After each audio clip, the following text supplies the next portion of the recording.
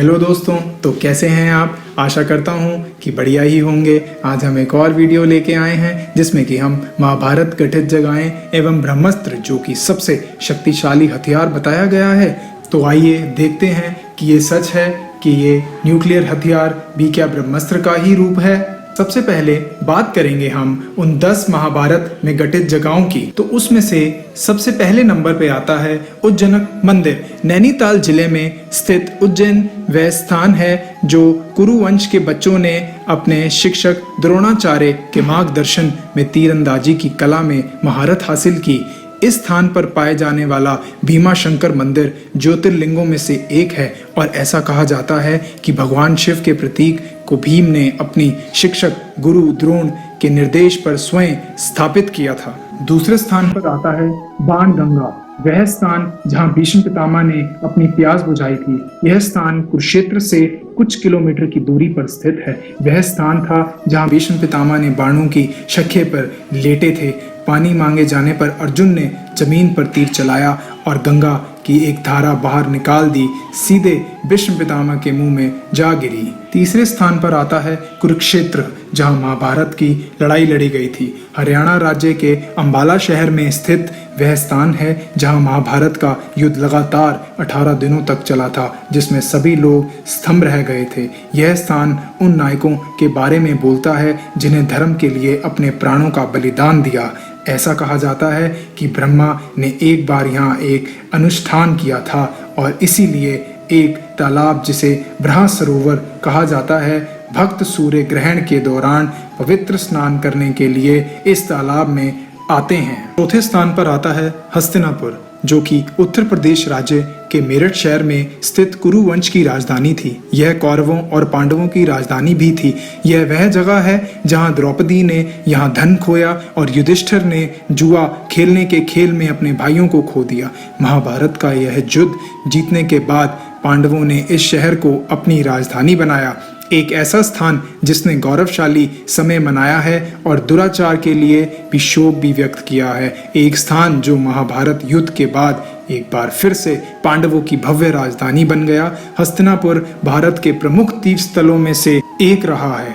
पांचवें स्थान पर आता है वर्णावत, जो कि मोम वास्तुकला की अवधारणा है। खैर, हम इन दिनों बहुत सारे मोम के संग्रहालय देखने को मिलते हैं, लेकिन यह जानना आश्चर्यजनक नहीं है कि इस अवधारणा का उपयोग बहुत पहले किया गया था। हाँ, गंगा नदी के तट पर स्थित यह उत्तर प्रदेश में मेरठ के पास स्थित एक शहर है। यहीं पर दुर्योधन ने पांडवों को मारने के लिए एक लक्षग्रीव, जो कि मोम का घर, का निर्माण किया था। महाभारत के युद्ध से बचने के लिए पांडवों ने कौरवों से 5 गांव के लिए कहा था। इन 5 शहरों में से एक है जो कोई यात्री और पर्यटक द्वारा दौरा किया जाता है। आपको अपनी यात्रा के दौरान इस स्थान पर कुंती की मूर्ति देखने को भी जरूर मिलेगी। छठे स्थान पर आता है पंचाल, सुंदर द्रौपदी का स्थान। पंचाल प्रदेश हिमालय और गंगा नदी के दोनों और चंबा नदी के बीच स्थित था। एक बार जब पंचाल के राजा को अयोध्या के राजा से हमले की खबर मिली तो उन्होंने कहा कि उनके 5 पुत्र ही युद्ध लड़ने के लिए पर्याप्त थे। तब से इसे पंचाल कहा जाता है। द्रौपदी राजा द्रौपद की बेटी थी और उसका नाम पंचाली था क्योंकि वह पंचाल की राजकुमारी थी। वह 2 परिवारों को विभाजित करने के लिए ही पैदा हुई थी। वह 5 पांडव भाइयों की एकता को बनाए रखने के लिए पैदा हुई थी। 7वें स्थान पर आता है इंद्रप्रस्थ। यह स्थान नई दिल्ली में स्थित है। आज की राजधानी पांडवों की राजधानी भी थी। कहा जाता है कि पांडवों द्वारा खांडप्रस्थ जंगलों को नष्ट कर दिया गया था, जिस पर इंद्रप्रस्थ गर्व से खड़ा था। विश्वकर्मा भक्तों के वास्तुकार ने इस शहर को डिजाइन किया था। यह शहर पांडवों की राजधानी थी। ऐसा कहा जाता है कि इंद्रप्रस्थ की भूमि आज राजसी दिल्ली का पुराना किला है। 8वें स्थान पर आता है अंगनादेश, जिसे उत्तर प्रदेश के गोंडा जिले में मालिनी नगरी के रूप में भी जाना जाता है, पर कर्ण ने अपने मित्र दुर्योधन द्वारा शासन किया था। दुर्योधन को यह राज्य जरासंध से उपहार के रूप में मिला था। यह स्थान शक्ति पीठों में से एक है जो पुराणों के अनुसार है। सती का दाहिना हाथ विष्णु के चक्र से कट जाने के बाद यहाँ गिर गया था और यहाँ खैरा भवानी नाम का एक मंदिर देवी पार्वती को समर्पित है और भारत के प्रसिद्ध तीर्थ स्थानों में से एक रहा है। 9वें स्थान पर आता है गंधार। यह महाभारत का एक प्राचीन शहर था और वर्तमान में सिंध प्रदेश रावलपिंडी में सिंधु नदी के पश्चिम में स्थित है। धृतराष्ट्र की पत्नी गंधारी गंधार के राजा की बेटी थी। गंधार का भाई शकुनी महाभारत के युद्ध के कारणों में से एक था। 10वें और आखिरी नंबर पे आता है द्वारका नगरी। यह गुजरात के पश्चिमी तट पर स्थित है और महाभारत काल का एक प्राचीन शहर है। जरासंध के हमलों से यादवों की रक्षा के लिए भगवान श्री कृष्ण ने अपनी राजधानी मथुरा से द्वारका संस्थापित कर दी थी। समुद्री आर्कियोलॉजिस्ट ने गुजरात के तट पर द्वारका के डूबे हुए अवशेष पाए हैं। कुछ हजार साल पुराना होने का अनुमान लगाया है। तो आप सोच रहे होंगे कि द्वारका नगरी डूबने के पीछे क्या कारण रहा है। तो वो ये है कि जब भगवान श्री कृष्ण को गंधारी ने दिया था श्राप और महाभारत के युद्ध के 36 साल बाद ऐसा हुआ ये विनाश।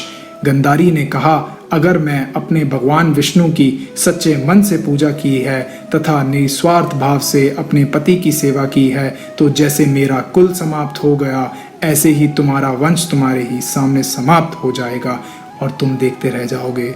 द्वारका नगरी तुम्हारे सामने समुद्र में डूब जाएगी और यादव वंश का पूरा नाश हो जाएगा। ऐसी मान्यता है कि मथुरा छोड़ने के बाद भगवान श्री कृष्ण ने द्वारका में एक नया नगर बसाया। इसका प्राचीन नाम कुशस्थली था।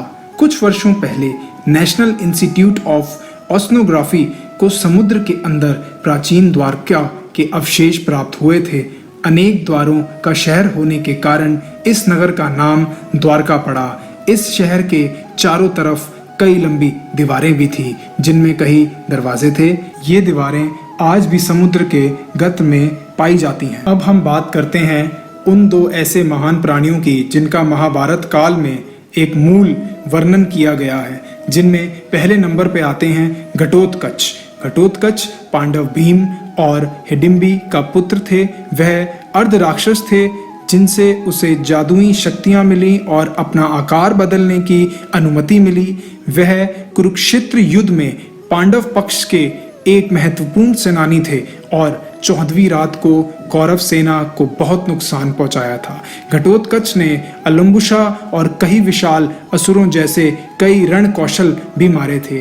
वह कर्ण द्वारा इंद्री की वासवी शक्ति के साथ मारा गया था जो कर्ण ने अपने कवच और कुंडल आदान प्रदान करके प्राप्त किए थे। तो दोस्तों, आप जान के हैरान हो जाएंगे कि कुरुक्षेत्र में खुदाई के दौरान विदेशी रक्षा विशेषज्ञ को मिला यह भीमपुत्र घटोत्कच का कंकाल, जिसकी लंबाई 22 फुट है।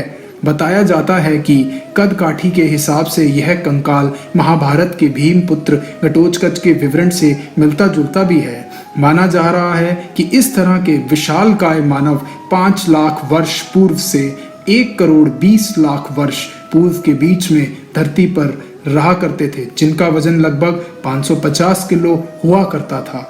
यह कंकाल देखकर पता चलता है कि किसी जमाने में भारत में ऐसे विशालकाय मानव भी रहा करते थे।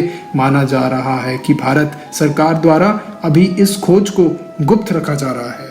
तो दूसरे नंबर पे आते हैं अश्वत्थामा। हम सभी ने अश्वत्थामा के बारे में कहानियां सुनी हैं जो महाभारत के बाद से जीवित हैं क्योंकि कृष्ण द्वारा उन्हें दिए गए श्राप के कारण।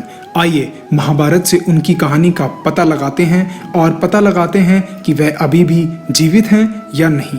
अश्वत्थामा, जिसने द्रोणाचार्य और कृपाचार्य की बहन का पुत्र भी कहा जाता है, उन्हें अपने पिता के साथ कौरवों की ओर से महाभारत में कुरुक्षेत्र युद्ध में पांडवों के खिलाफ लड़ाई लड़ी थी।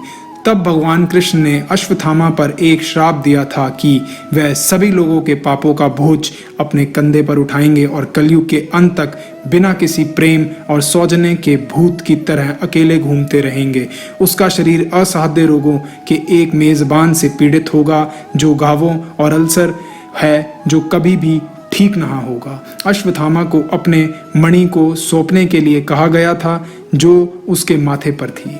भगवान श्री कृष्ण आगे कहते हैं कि उसके माथे पर इस मणि को हटाने से हुआ घाव कभी ठीक नहीं होगा और कष्ट रोग से पीड़ित होगा, कलयुग के अंत तक ये रहेगा। तो ऐसी कुछ घटनाएं भी हैं जो हमें अश्वत्थामा के आज भी होने का वर्णन करती हैं। जैसे कि आज के दौर में माना जाता है, जहां मध्य प्रदेश में एक आयुर्वेदिक चिकित्सक ने एक मरीज के सिर पर सेप्टिक घाव को ठीक करने की हर कोशिश की, लेकिन खून बहना कभी बंद ना हुआ। वह आदमी लंबा, काला, सुंदर और विशाल था। माना जाता है कि वह अश्वत्थामा थे। एक अन्य कहानी जिसमें असीरगढ़ फोर्ट मध्य प्रदेश में पुराने किले के पास रहने वाले ग्रामीणों का मानना है कि वह हर सुबह पुराने किले में एक शिवलिंग पर प्रार्थना करने और फूल चढ़ाने आते हैं। एक अन्य कहानी जिसमें पायलट बाबा जैसे योगी ने दावा किया है कि वे हिमालय में अश्वत्थामा से मिले हैं, एक जनजाति के साथ शांति से रह रहे हैं। तो दोस्तों, अब हम उस महाअस्त्र की बात करेंगे जिसका महाभारत में वर्णन किया गया है, जो कि है ब्रह्मास्त्र। कई पुराणों में शस्त्र का वर्णन किया गया है। यह अपने समकक्षों की तुलना में एक घातक हथियार माना जाता है, लेकिन इस अस्त्र का उपयोग करने के लिए कुछ प्रतिबंध हैं। केवल जब एक योद्धा का हर संसाधन पूरा हो गया है, मानव जाति के लाभ के लिए कोई भी इस अस्त्र का उपयोग कर सकता है। विशिष्ट लक्ष्य कुल विनाश का सामना करेंगे। आधुनिक तकनीक के अनुसार यह अस्त्र परमाणु हथियार की तुलना में फिर भी हो सकता है। ओपनहाइमर का रहस्य, भागवत गीता और परमाणु बम, इन तीनों में क्या समानता है? अमेरिका के विशेषज्ञ जे रॉबर्ट ओपनहाइमर ने न्यूक्लियर वेपन का आविष्कार किया था, जिससे और भी वो इस बात से सहमत थे कि महाभारत में बताए गए ब्रह्मास्त्र भी एक तरह का न्यूक्लियर हथियार ही था।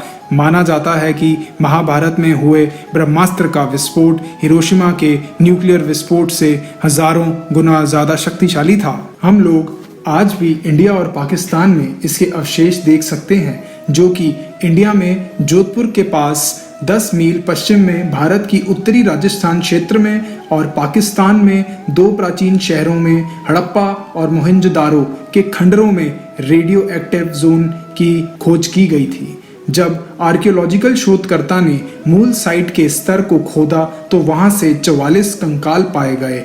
एक अन्य शोधकर्ता ने कम से कम कंकाल की रिपोर्ट की, जिसमें पाया गया कि उन पर 50 गुना ज्यादा रेडियो एक्टिव किरणों का असर पड़ा था, और ये भी पाया गया कि इस ब्लास्ट का असर 50 यार्ड तक के रेडियस गया था। तो आखिरी में आता है हमारा ब्रह्मशिरा अस्त्र, जिससे ब्रह्मास्त्र का उत्पन्न हुआ है। प्राचीन ग्रंथों के अनुसार हथियार को ब्रह्मास्त्र की शक्ति का 4 गुना माना जाता है। वास्तव में इसका नाम सृष्टिकर्ता भगवान ब्रह्मा से मिलता है। यह माना जाता है कि यह टिप पर भगवान ब्रह्मा के 4 सिर की शक्ति रखता है। इस हथियार के कारण विनाश हाइड्रोजन बम या थर्मोन्यूक्लियर हाइड्रोजन बम के समान है। आशा करता हूँ कि ये वीडियो आपको पसंद आया होगा, तो इसे ज़्यादा से ज़्यादा शेयर करिए। अगर आप नए हैं इस चैनल पे तो सब्सक्राइब एंड लाइक करना बिल्कुल भी मत भूलिएगा दोस्तों। तो दोस्तों, मैं ऐसे ही और वीडियोस आपके लिए लाता रहूँगा। आपका अपना दुनिया का खबरी। जय हिंद, वंदे मातरम।